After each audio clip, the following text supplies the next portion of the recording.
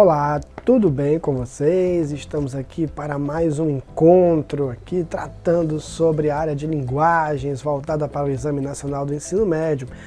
Aqui é o professor Simval Farias, de linguagens, sou lá do campus IFCE Jaguaribe e é um prazer estar aqui com vocês. Já tivemos outros encontros, aqui é o nosso terceiro encontro, hein? Assista aos demais, tem muita informação boa ali. E para quem já estava assistindo, já sabe como é que é. Para quem está começando agora, vai saber a partir deste momento. Aqui, nossa ideia é trazer questões e, a partir delas, discutir alguns temas, alguns conteúdos que sejam importantes aqui e que possam trazer ali coisas, despertar coisas boas para você, no sentido de revisar aquilo que, claro, você já sabe, já está dentro de você, mas é bom aqui uma revisão para colocar para fora, para acentuar, para tornar a coisa ali mais palpável, mais pertinho de você, tá bom? Então vamos lá, sem mais nem histórias, vamos dar uma olhadinha aqui nas questões que nós temos, tá? Questões que nós temos aqui para este encontro, bora lá. Bom, a primeira questão traz um poeminha do querido, maravilhoso Manuel de Barros. Quem não conhece Manuel de Barros, por favor, procure a obra dele. Eu digo a obra, não que ele tenha só uma obra, né? Pelo amor de Deus, estou falando aqui no sentido amplo da palavra obra, né? Procure ali os textos de Manuel de Barros. Você encontra ali dezenas de textos de Manuel de Barros na internet, você digita lá o nome dele, no site de busca, e você encontra, né, Manuel de Barros, grande poeta, maravilhoso, que tem um estilo muito próprio, né, muito característico e por isso mesmo bastante encantador. Então vamos ver aqui um poema de Manuel de Barros chamado Infantil. Olha só, dá uma olhadinha aqui como é interessante. O menino ia no mato e a onça comeu ele. Depois o caminhão passou por dentro do corpo do menino. E ele foi contar para a mãe. A mãe disse: mas se a onça comeu você, como é que o caminhão passou por dentro do seu corpo? É que o caminhão só passou renteando o meu corpo. E eu desviei depressa. Olha, mãe, eu só queria inventar uma poesia. Eu não preciso de fazer razão, né? Só de observar aí, né, o estilo, né, a forma como o texto se conduz, você já percebe, né, que a escrita poética de Manuel de Barros é extremamente diferente, extremamente diferenciada, mas bem característica deste grande poeta. Mas vamos lá ver a primeira questão. A matéria-prima da obra de Manuel de Barros, segundo o próprio poeta, é a desarrumação. No livro Sobre Nada, de 1996, ele afirma que a terapia literária consiste em desarrumar a linguagem, a ponto que ela expresse nossos mais fundos desejos. No poema Infantil, Manuel de Barros expõe uma de suas principais características, o desvirtuamento da sintaxe tradicional. O que é isso, hein?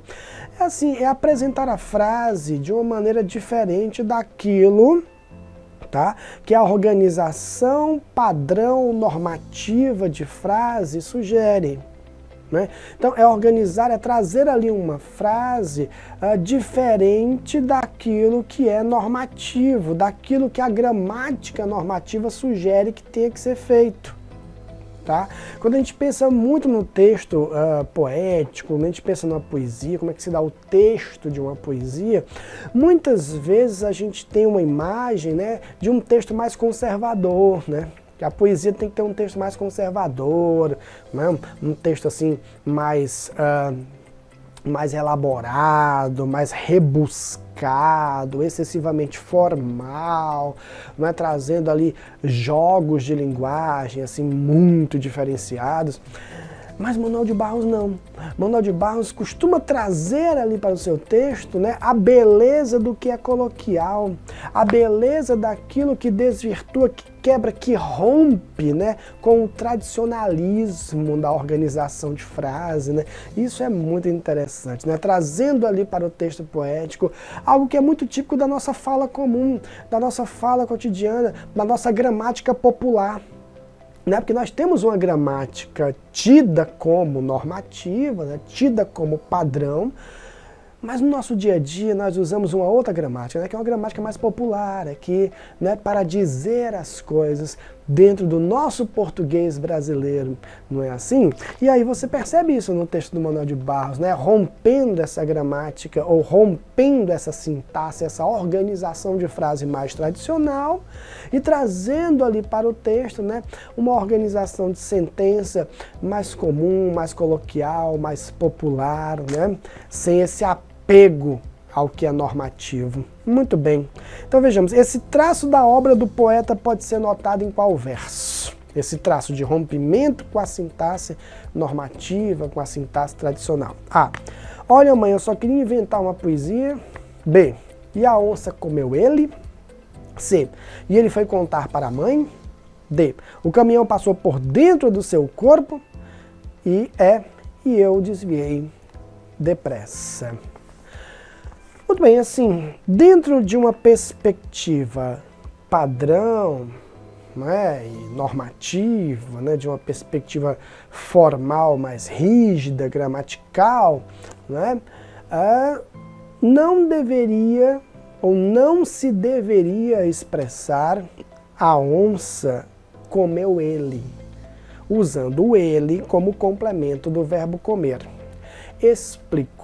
De acordo com a gramática normativa, né, o pronome pessoal do caso reto, no caso aí é o ele, né, o pronome pessoal do caso reto não deve funcionar dessa forma como complemento de verbo.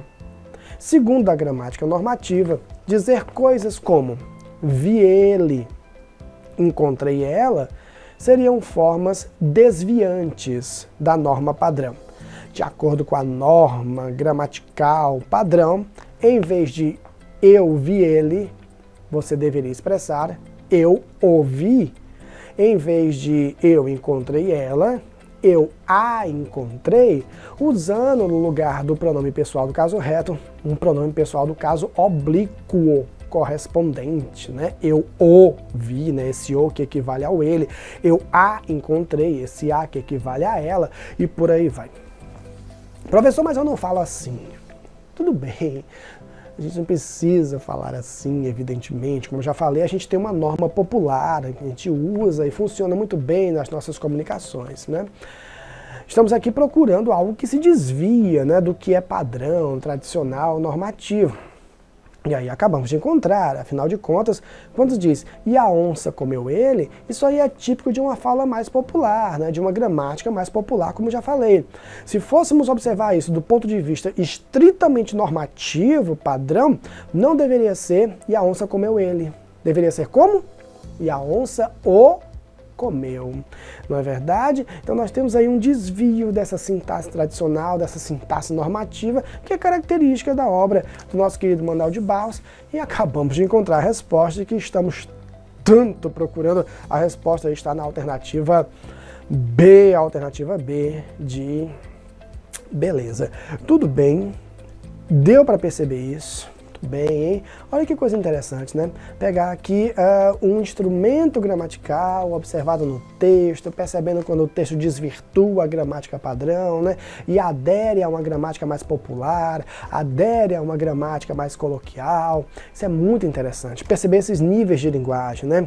A formalidade, a informalidade. Verificar questões que envolvem variação linguística também, hein? Perceber a variação que há na linguagem a depender de fatores, como por exemplo, fatores regionais, né? Dependendo da região é possível perceber ali variações de linguagem. Então, variações de linguagem a depender de questões regionais, de questões sociais, não é isso? De questões históricas, pois a linguagem também varia, né, com o passar do tempo, né? E outros fatores mais, né? Fatores situacionais, por exemplo, porque a gente pode ter também variação de linguagem a depender da situação de comunicação, situações que envolvem mais formalidade, menos formalidade, não é assim? É verdade. E outros fatores tantos, né, como, por exemplo, variação de linguagem de acordo com a idade, né, com a faixa etária, né, de acordo com o gênero que define a pessoa, né, de acordo com a profissão. Enfim, nós temos uma série de questões, né, geográficas, socioculturais, históricas, situacionais que incidem sobre a maneira como nós empregamos a língua, né? Empregamos a linguagem, não é verdade? É verdade, né? Nós somos poliglotas dentro da nossa própria língua e adaptamos a nossa linguagem, né, às mais variadas situações de comunicação e ao mesmo tempo também entendemos a linguagem como uma forma de identidade, né? Nós nos identificamos regionalmente, nos identificamos como indivíduos, nos identificamos profissionalmente, né? Enfim, nos identificamos de várias formas possíveis. Então é muito interessante que você resguarde também essa questão da variação linguística, da variação de linguagem, tá bom? Muito bem, como já vimos, a resposta da primeira questão, alternativa B de belezinha, e vamos à nossa segunda questão, que traz ninguém mais, ninguém menos do que o querido, fundamental e maravilhoso José de Alencar, hein? Grande José de Alencar, cearense, né? Muito bem. E aqui tem um trechinho de uma obra-prima de Alencar, que é o romance Iracema. Iracema do querido Alencar. Vamos lá, sem mais nem histórias. Além, muito além daquela serra que ainda azula no horizonte, nasceu Iracema. Iracema, a virgem dos lábios de mel, que tinha os cabelos mais negros que a asa da graúna e mais longos que seu talho de palmeira. O favo da jati não era doce como seu sorriso, nem a baunilha recendia no bosque como seu hálito perfumado. Mais rápida que a ema selvagem, a morena virgem corria o sertão e as matas do Ipu, onde campeava sua guerreira tribo da grande nação tabajara. O pé grácil e nu, mal roçando, alisava apenas a verde pelúcia que vestia a terra com as primeiras águas, hein? José de Alencar, eita, tá aí nossa querida Iracema aí apresentada, hein? Então vamos aqui à segunda questão. Os recursos linguísticos empregados em um texto são determinantes para a identificação do gênero empregado, ou seja, apontam traços narrativos, descritivos ou dissertativos. Então veja, é muito interessante ver que os elementos linguísticos que nós empregamos no texto são capazes de nos fazer reconhecer se o texto é narrativo, se o texto é mais descritivo, se o texto é expositivo, não é verdade? Se o texto é argumentativo, né? Estamos falando aí de tipos textuais. Isso é muito importante. Reconhecer características de tipos textuais. O Enem vai cobrar isso de você.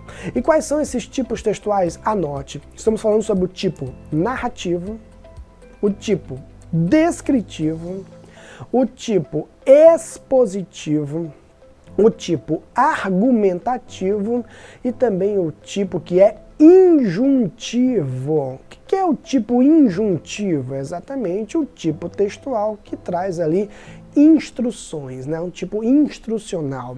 Você é capaz de me dizer aí gêneros textuais que se utilizam de características da tipologia injuntiva, né? Instrucionais? Ora, claro que sabe, né? Receita, manual de instruções, um regulamento, determinadas partes de uma bula de remédio, né? São formas injuntivas de texto, né? Então você percebe aí. Então os tipos textuais são esses que eu citei, tá bom? E claro que nós somos cercados, né? Nós somos criaturas nutridas por gêneros textuais, né? Tudo que nós usamos, todas as formas de comunicação possíveis e imagináveis que nós podemos utilizar, se dão no formato de algum gênero textual. Estamos cercados de gêneros textuais, não é verdade? Então, quando você pensa, por exemplo, num conto, o conto é um gênero textual, crônica, um artigo de opinião, uma receita, né? Um formulário, né? Um texto de horóscopo, um horário, né? São gêneros textuais, estamos cercados, né? Os gêneros textuais são infinitos. Agora uma coisa é certa, esses gêneros textuais se utilizam de características dessas tipologias que eu citei, né? Então os gêneros textuais se utilizam de características, né? Que associam esses gêneros a uma narração, a uma descrição, a uma exposição, a uma argumentação ou a uma injunção, no caso dos textos injuntivos, tá bom? E aqui a questãozinha trata exatamente disso. No excerto apresentado, extraído do romance Iracema, existem elementos textuais que caracterizam um gênero descritivo. Você vê que é uma descrição de Iracema, né? Que elementos textuais são esses que caracterizam o gênero descrição? Vamos ver aqui, ó. Entre os quais se destaca a incidência de verbos no pretérito perfeito do indicativo. Aí é uma questão de você verificar no texto se há essa incidência, né, de verbos no pretérito perfeito. Vamos dar uma olhada aqui, ó, no pretérito perfeito. Será que tem essa incidência de verbos no pretérito perfeito? Vamos ver. Olha só. Além, muito além daquela serra que ainda azula, o verbo azular, né, tá no presente do indicativo. Nasceu Iracema. Opa, nasceu. Nasceu é pretérito perfeito. Já encontramos um. Iracema, virgem dos lábios de mel que tinha. Opa, tinha é passado, é pretérito também, só que não é pretérito perfeito, é pretérito imperfeito. Tá? Que tinha os cabelos mais negros que as da graúna e mais longos que seu talho de palmeira. O favo da jati não era doce, ó. Era é pretérito imperfeito. Nem a baunilha recendia no bosque, ó. Recendia é pretérito imperfeito.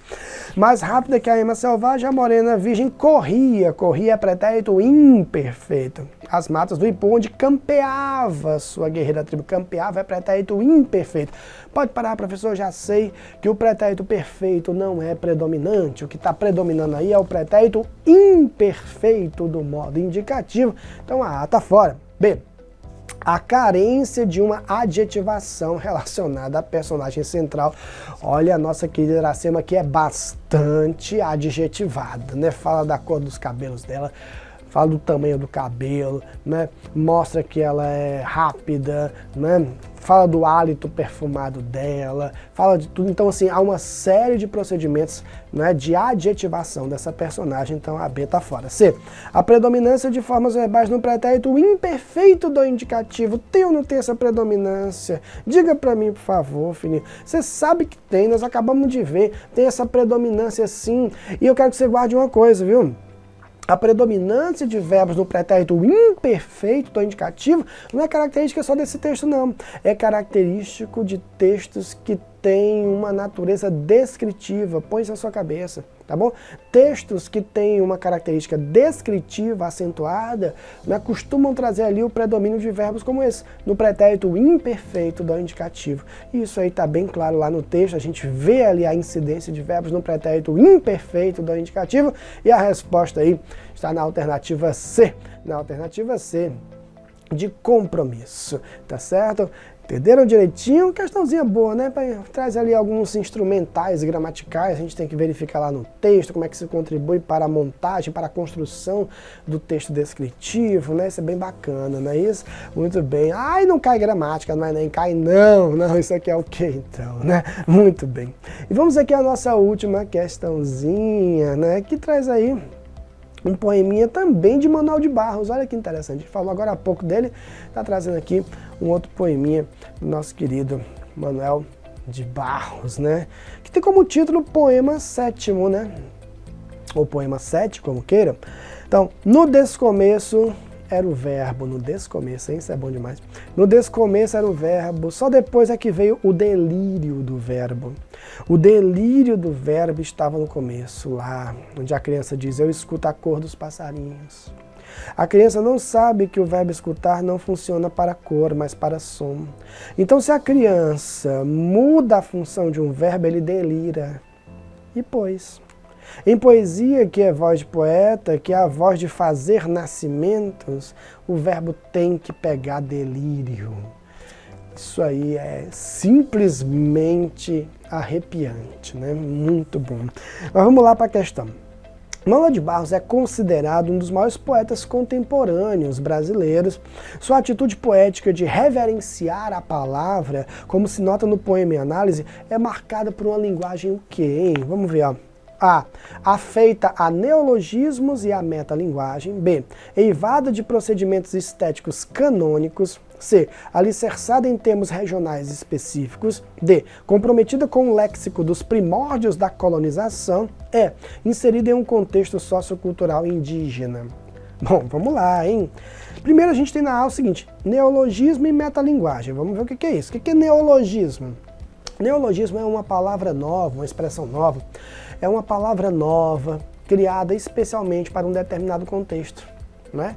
Uma palavra, uma expressão que podem até nem existir assim, oficialmente na língua, mas que cumprem bem o seu papel dentro de uma determinada situação de comunicação, né? São neologismos, palavra nova, expressão nova, criados especialmente para um determinado contexto, beleza? Por exemplo, me veio agora uma canção do querido Djavan, né? Que diz assim, né? Aí tem que cantar a música todinha para chegar lá. O luar, estrela do mar, o sol e o tom que está um dia a fúria desse front irá lapidar o sonho até gerar o som, como querer caetanear o que há de bom. Como querer caetanear o que há de bom. Caetanear é um verbo inventado por Djavan para homenagear Caetano Veloso. Caetanear o que há de bom. Tá vendo isso? Então você tem um neologismo, né? Uma palavra criada especialmente para esse contexto, né? E a gente vê logo no primeiro verso lá, diz assim, ó, no descomeço era o verbo, ó, no descomeço. Descomeço, olha que neologismo interessante, né? Olha que palavra maravilhosa, criada para esse contexto aí, com toda a expressividade típica de Manuel de Barros. Então a gente nota, opa, Manuel de Barros gosta de neologismo, ele gosta de inventar palavra, ele gosta de trazer palavra nova, expressão nova. Tudo bem. E a metalinguagem. O que é metalinguagem? Metalinguagem é quando você tem ali a linguagem acessando a própria linguagem. Você tem a língua tratando da própria língua. Você tem a palavra falando sobre a própria palavra, né? Então, quando eu tenho ali um texto, né, por exemplo, um poema que serve para falar sobre a própria poesia, isso é uma metalinguagem. Né? Quando eu tenho um poema que vai falar sobre a própria palavra, né, você tem uma metalinguagem, você tem a palavra abordando a própria palavra, né? Isso é um procedimento metalinguístico, então guarda isso, né? O que é metalinguagem? Metalinguagem aqui, para os propósitos do texto, é quando você tem um texto que trata de aspectos da própria língua, da própria palavra, né? Você tem um poema falando da própria poesia, isso é uma metalinguagem. Você tem ali um texto que fala sobre a própria língua portuguesa, isso é uma metalinguagem, né? Porque você tem ali a palavra abordando aspectos da própria linguagem, do próprio texto, da própria língua. E aqui fala, no descomeço era o verbo. O que é o verbo? É a palavra. Você vê que o poema fala sobre a própria palavra. O poema aborda a própria palavra, aborda a própria maneira como o poeta utiliza a palavra para que ela ganhe novos significados. Então isso é um procedimento metalinguístico. Pelo que nós observamos aqui, nós temos sim, né, neologismo e metalinguagem. A resposta na alternativa A de aprovação. Não é só para deixar claro, ó. A B está errada quando fala que o texto é cheio de procedimentos estéticos canônicos. Canônico quer dizer tradicional, né? Aquela coisa mais tradicional, né? Mais, né, comum de se ver, e a gente percebe que o poema traz coisas completamente fora do tradicional, do canônico, né? Não temos aí termos regionais específicos, também não temos um vocabulário léxico, né? Um vocabulário de colonização, um vocabulário antigo, nem temos aí também nada que lembre um vocabulário indígena, mas o que nós temos mesmo é a presença de neologismo e a presença também marcante da metalinguagem, já que o poema fala sobre o próprio verbo, a própria palavra, não é isso? Muito bem, então a resposta alternativa A já acabou.